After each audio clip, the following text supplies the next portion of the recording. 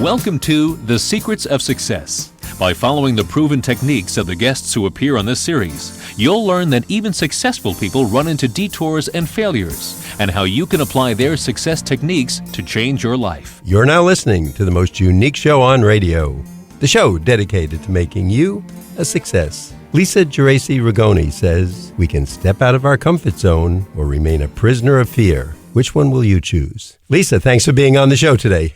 Oh, my gosh. Thank you so much, Bill, for having me. I'm excited. Now, Lisa, we're going to give you an award. We've been on over 35 years, and you definitely have the most unusual title for a book. So I'm going to let you tell our audience, what is the title of your book? Okay, 17 Spatulas and the Man Who Fried an Egg. So it's Reclaim a your cookbook, right? space mentally and physically. Pardon? Oh, I interrupted you. It's I was going to say, it no, sounds like not a cookbook, but it's not that. Now, how you have to tell us, because there's always a behind story. How did that come about? Okay, real quick. When I exaggerate my whole life, I've always just said 17. It's just, something that I say. It took us 17 hours to get here, or, I ate 17 cookies. And then I'm a professional organizer and a move manager. I met someone who had 17 spatulas, and I thought, okay, this is something's happening here. And she came in and we were sorting her kitchen. No, Lisa, I don't believe it. And nice little chubby old, Italian lady. And we recounted them. And yes, she had 17 spatulas. And what she taught me was to keep things that feel good in your hands. It doesn't matter what they look like. If they serve a purpose and you like them and they serve you, you keep them. And the Man Who Fried an Egg is a gentleman I worked with. He was a hoarder, and I worked with his therapist, and he made tremendous progress. He lived in a 3-story townhouse, never went upstairs. There was a lot of trauma and a lot of the emotional damage happened up there, I can say, and hardly used the kitchen, usually just ate takeout or frozen food or microwavable. His stove didn't work, oven didn't work, and the basement was lined with books, computers. He was a very, very smart man, and he slept on 3 yoga mats in the basement.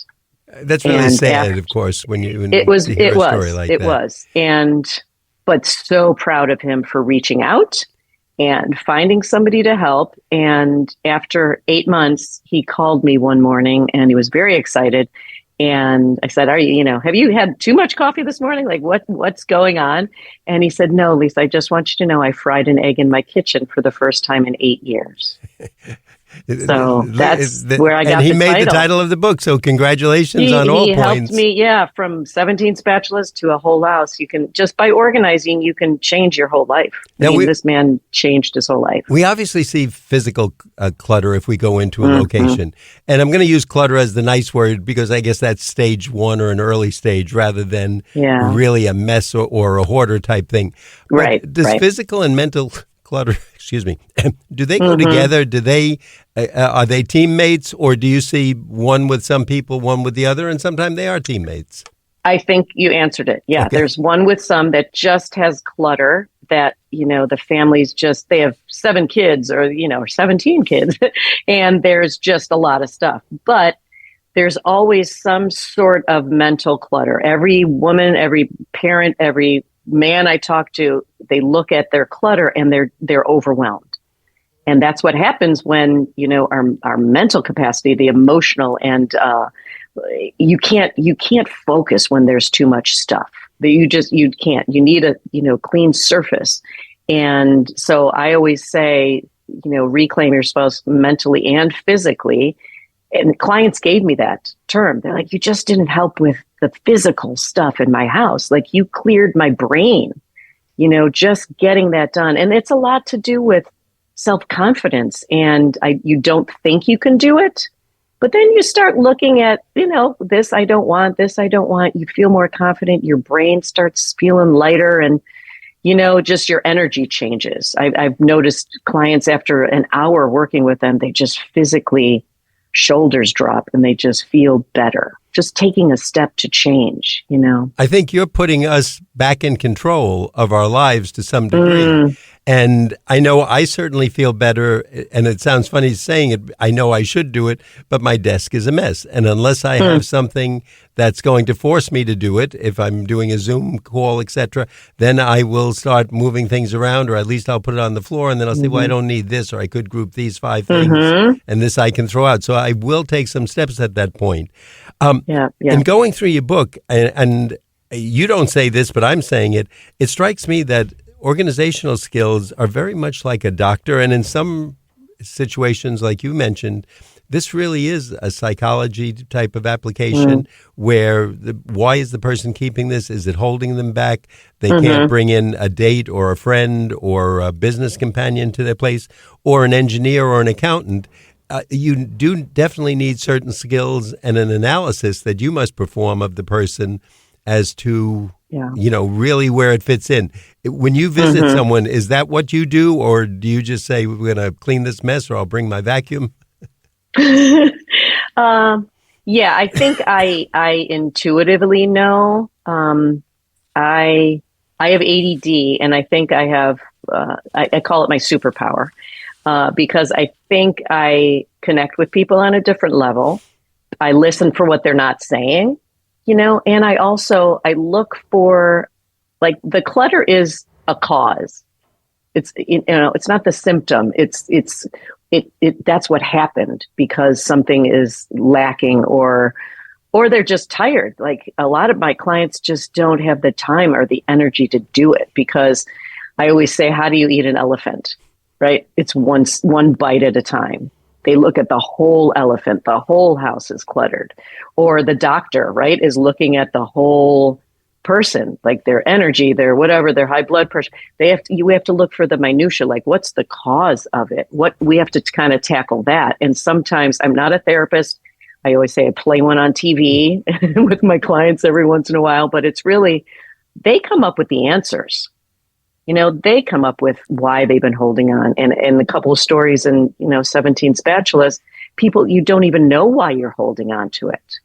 It's just been there for a long time, or mom gave it to you and you're the keeper of it. The reasons why we hold on to stuff are a wide range: guilt, regret, responsibility, or you just don't know, or you don't even want. And a lot of people fear opening up that box, literally and figuratively, right? The box of memories in your head, or the box that's been in your closet since your child died, or since the divorce. The fear stops us. And it's that story we're telling ourselves about that fear. It's interesting that you mentioned the doctor application, because I'm thinking now, and I watch a lot of those medical shows on TV, the planned shows, not where they're curing something, but the doctor he or she always looks behind the scene. And it's not just that they have a pain in their leg, it's that they've been abused, or they had an old football injury, or they were in a car accident, and they go back. And of course, you have to do the same thing if you're really applying that to see the situation or what's causing this. I guess it's like someone who's overweight. It's not necessarily just they're hungry all the time. There's very often another reason that would come with that. No, exactly. I like to say, I started saying this a couple years ago, the stuff about your stuff isn't about your stuff. Oh, that's your next title. Yeah, that's what everyone says. I know. So many times on our show, the person who's talking, the guest, they'll say something, and I'll say, because if I saw that on the title of a book, I have to pick it up and read the first few pages. And just from your book, as soon as you read the first couple, you're caught. You want to go through it. It's a very easy read. It's not making you get up and move the pencils to the other side of the room and the glasses to the higher part of the cabinet. You're easy to read and to identify with. I think the stuff about your stuff was in the running for a split second. But then it didn't really explain anything. And then 17 Spatulas was like, yeah, this is it. Well, you'll of course write another book, and we'll have you back on. We'll do this all again. Okay. Now, Lisa, are there different categories for your type of work? And going through your book, you mentioned some people keep awards. Yeah, if I have my bowling trophies for 50, 60, or 70 years, don't know what I'm going to do with them, and don't think anybody I'll leave them to wants them. But I have them. Do we buy too much? I know a lot of people, I saw something on TV about entrepreneur. She literally had a whole condo of things she bought, never used. They thought it was for a store she had. She just, I guess, had a buying disease, and she was cheating people to do this. Happy memories, or, kind of, I'm going to say oddities, that golf ball that we all hit that bounced off the car, off the building, and then wound up on the green, and we one-putted, and that was our best hole ever. Are they categories, or do they just get all thrown into the pit? No, I think you're right. I think there are lots of categories, probably too many to name in, the time we have. But there's collections, there's family stuff, there's something that meant something to you. A woman, I just did a seminar the other day, and a woman won my book, and she kept the raffle ticket and put it in her book. And I said, "Oh, you have to keep that?" She goes, Yeah, I have to keep that because that represented her winning ticket. Okay, no, I can see that. It made sense to her, right, to keep the ticket. Now, I have so many more questions, but I notice we're at a point in the show. So before we go further, I want our listeners to know you're listening to The Secrets of Success on the voice of Nassau Community College, 90.3 WHPC. I'm your host, Bill Horan. Today we're talking to Lisa Geraci Rigoni. She is the author of the book, 17 Spatulas and the Man Who Fried an Egg. And that is the right title. I didn't make a mistake. It's 17 Spatulas and the Man Who Fried an Egg. Lisa, if we want to know more, tell us, is there a website where we can get more information? Sure. Yeah, my website is www.theorganizingmentors.com. So the. Yeah. And just for our audience, again, I want to remind them, if you're hearing this, in about 2 or 3 days, you're going to be talking to someone and say, "Oh, I just heard that radio show, and it sounds like your sister, your brother, your nephew is a hoarder or needs some help." This is a wonderful book. It's not a hard read. It's not going to yell at you. It's not blaming anybody. It's just telling you some examples, and then you make your own decisions and maybe even want to contact Lisa and say, where do I start or how do I get started on this? But if you know someone who kind of has too much of this stuff, whether they bought it, saved it, or they have wedding dresses from their first 8 weddings and they're holding on for number 9, maybe it's time to talk to somebody about this. Lisa, does cleaning out, do you find once someone does this and gets working with you, does that liberate? Do they have a new freedom, or does that open a door towards success or I can achieve anything type of thing? Let's see. I don't know I can achieve anything, but they do. 85% of my clients are a lot more confident because, first of all, no one wants to admit they can't do something, right? I should be able to organize. I should be able to lose weight. I should be able to quit smoking. We all think we should be able to do this. And I myself, include, I come to this business honestly. My parents collected things, and everyone wants to do it. So one of my favorite times working with a client, moments at the beginning, is when they call and they say, "I need help," because I know they've tried to do this on their own. And so I'm proud of you. Okay, let's get to work. So right there's a little confidence boost because they've asked for help. The first session, like I said, they feel more relieved. They feel confident. And I created the little system, which I know we'll talk about, but just that first step, taking those steps, like, here's an example. I use this example all the time. I worked with a woman in her kitchen. She was a fabulous cook, big family. I want everything in my kitchen, everything. I said, "Okay, so, you're moving, so let's look through it. Let's see what you want." I have a Toyota minivan. The back was full by the end of our session because she didn't realize what she had and the things she had duplicates of, or the same size, different color. She didn't need half of it. So you don't know until you look, like anything else. You don't know until you look at it. But I've had clients lose weight because they have a bunch of non-healthy snacks right in the front of their cabinet, and they're right there for them to grab. Well, we move them to the bottom if they're, if they want to lose weight, or, they have heart issues or this and that. We work with a lot of elderly people, and they feel freer in their room, that in their house, that they can move around with their walker. I'm just wondering, as we're talking, was there something in your history of doing this that you came across in someone's house, and did you say, like, "Why do you save old pork and bean cans?" Or "Why do you save violin strings?" Or was there something really unusual that would probably shock most of us? Really unusual. Well, it wasn't a Well, there's been a lot. The first thing that comes up is when we found a frozen bunny in the freezer. A bunny. Their so bunny that's died. A real Their bunny. bunny. Yeah, a real live. Well, it wasn't live anymore. Okay. Bunny, because it died. Their family pet died in the winter a couple years ago, and so they couldn't bury it in the backyard. But they forgot about it because all the food had been pushed in front of it. So that was a little bizarre. Yeah, people hold on to stuff they collect. I have this theory that everyone hoards in a, large and small terms, something. We all want to keep something, like I've had clients save all their kids' baby teeth.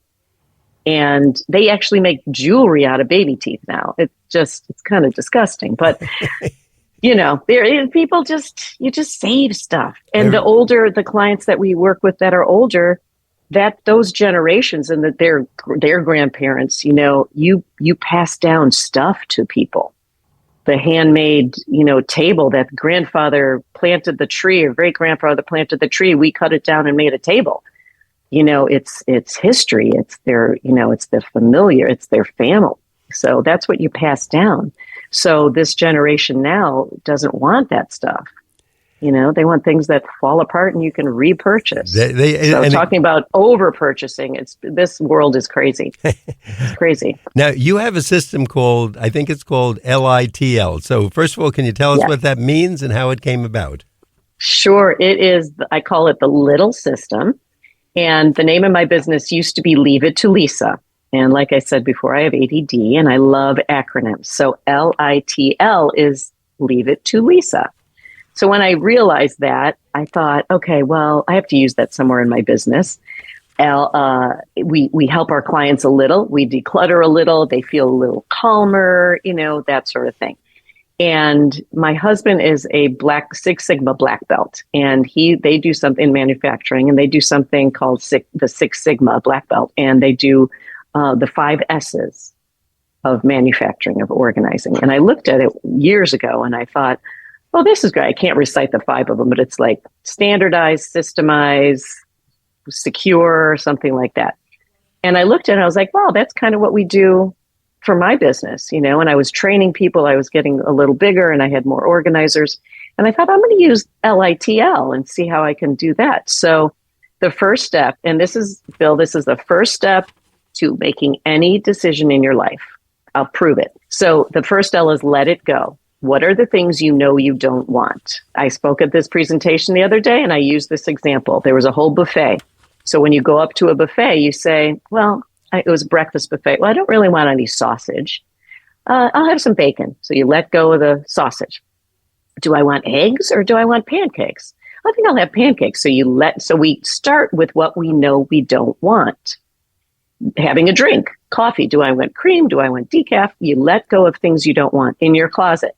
I don't want this book or this piece of this dress, and you start with what you don't want. And like I said earlier, that gives people confidence because we all know what we don't want. Sometimes we don't know what we want until that stuff is out of the way and we can see what's left.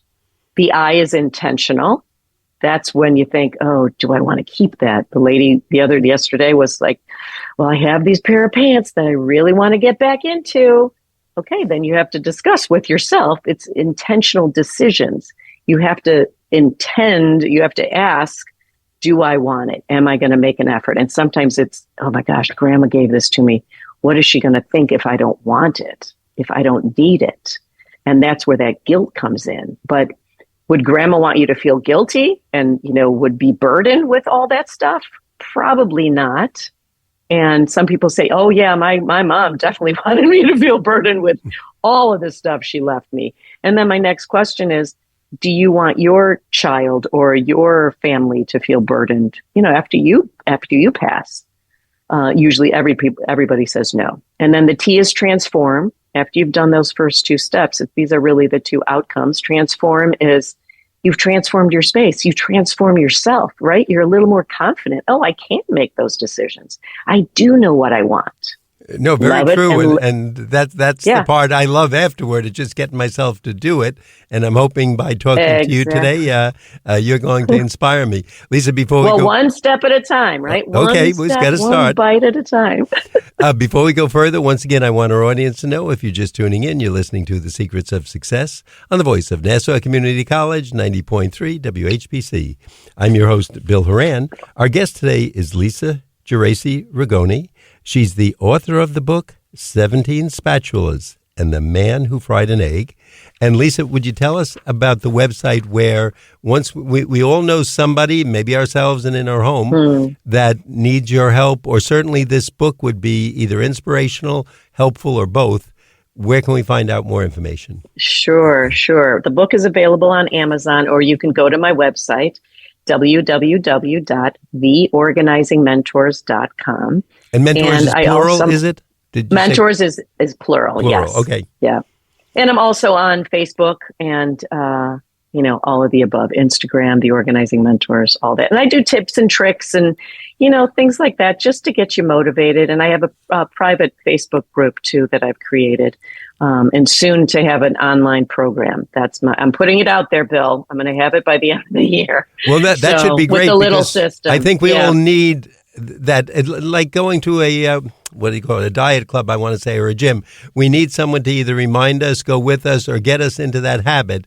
And then, we're going to say, wait, do I really want to save that pencil? No. At least even if it's 20% of the things we keep, if we can cut down on exactly. Exactly. And people, you don't have to it doesn't have to be like the Hoarder show or shows that you get rid of everything. I'm very sentimental. We're a different kind of organizer. We want people to keep things that they love, that they feel good about. It doesn't matter if it's broken, if it's chipped. Grandma gave you that, that little mug and it's chipped. You want it, keep it. I often say with my potential clients, just because you're hiring the experts, we're not the experts in your home. So it has to work for you. There's no judgment. We don't take it personally if we give you a suggestion and you don't think it works. It's got to work for you, right? There's lots of systems out there. Mine is, you're the boss. You make the decisions. But like you said, you got to put it in your schedule. Just like us, we had to plan this, right? A month in advance because we knew we were going to talk. You have to plan going to the doctor. You have to plan organizing your house. Now, if I remember, and I think you mentioned, without using his name early in the show, there was a client, Vince, I'm going to say, I think that was his name, or Vincent. That's the man who fried an egg. And he came, but when the first time you met him, he looked like, if I recall, like the ultimate businessman in a suit. And if I'm thinking of the same character, maybe I mixed two stories, but he was very well dressed and projected a great image. And then when you walked in the house, complete opposite. It went from 100 to 0. Am I correct?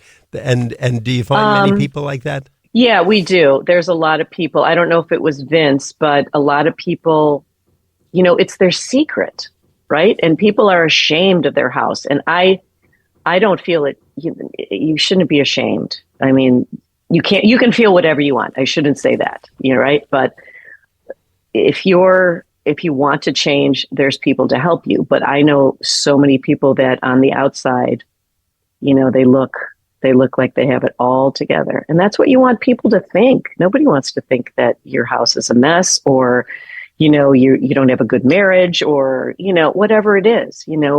That's why Facebook and all the social media, you're just seeing the great parts of people's lives. And I found that it's, I know a lot of people's secrets, and when writing this book, I put a lot of my stuff out there.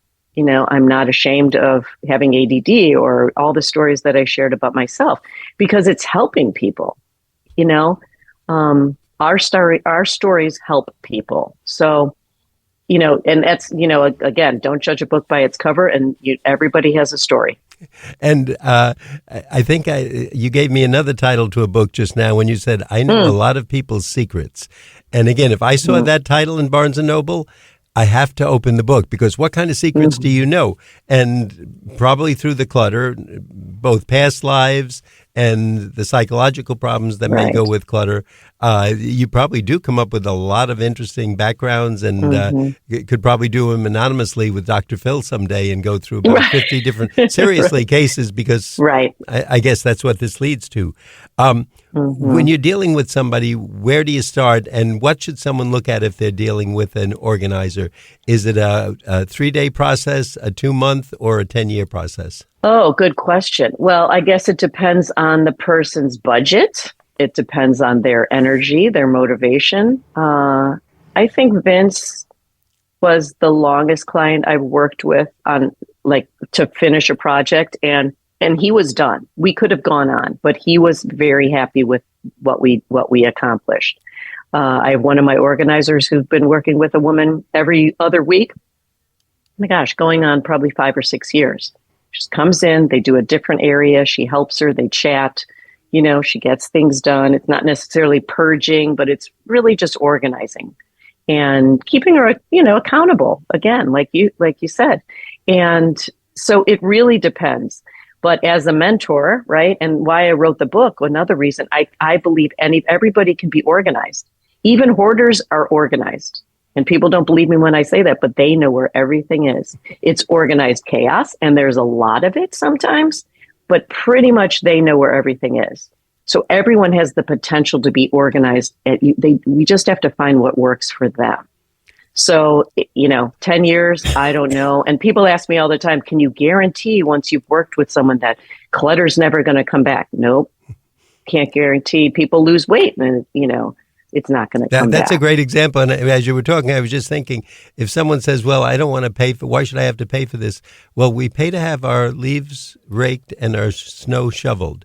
We pay to have a landscaper. In fact, some people pay quite a bit to have a landscaper come into the trees, put up beautiful bushes and valuable things in their backyard and their garden. We bring a plumber in. We bring a carpenter. We bring other experts to do, in fact, even perhaps a cleaning staff just to come in either once a week or once a month to do some work if the people are busy or have an active lifestyle. Right. So doesn't it make sense to free up maybe what could be an extra room or two of space? You don't need a 10-room house. Keep the 8-room or 6-room house you have. Just empty it out a little bit and get their inspiration from your book, 17 Spatulas. I hope so. And The Man Who Cried I wanted Egg. people to read it also to not feel alone, because people always say this is the worst you've ever seen. No, it's the worst for you. And I think I said that to Vince, and I think I wrote it in the book. No, it's the worst for you. So let's start there, and I wanted people, I've had friends say, you've never been in my closet. You wrote a book, like a story about my closet. How did you know? Well, that was my goal. So people, that you're not alone. There are people that do this, that are have the same excuses, reasons, regrets, all of that. Lisa, you've definitely given me hope. I'm going to go home tonight and throw out at least a pencil and get the ball started. So I may be calling you for desperation help. Take before-after pictures for me. Oh, one pencil less, one pencil more on the desk, and I'll send them to you. I'll do that. Okay. Again, I want our audience to know before we wrap up, the book is 17 Spatulas and The Man Who Fried an Egg by our guest, Lisa Geraci Rigoni.